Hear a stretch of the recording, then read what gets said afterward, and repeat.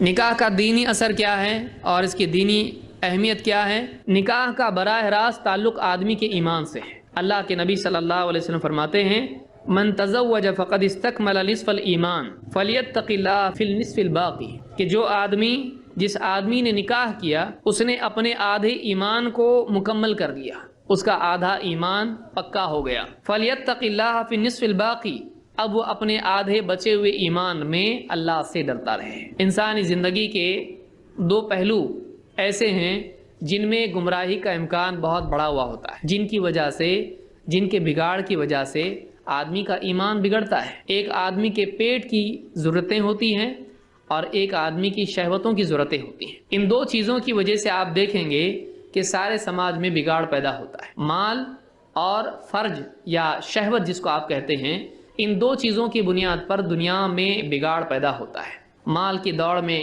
قتل و غارت گری، دشمنیاں اور نہ جانے کیا کیا خرافات، انسان اس میں مبتلا ہوتا ہے۔ اسی طرح سے عورت کے پیچھے دوڑنے میں، لڑکی کے چکر میں، شہوت کے پورا کرنے میں زناکاری اور نہ جانے کہاں کہاں پہنچ جاتا ہے۔ تو یہ دو لذتیں آدمی کی ایسی ہیں، جو دو چاہتیں اور دو چیزیں آدمی کی زندگی میں ایسی لگی ہوئی ہیں کہ ان دو میں بگاڑ کی وجہ سے آدمی کا دین اور ایمان بگڑ جاتا ہے۔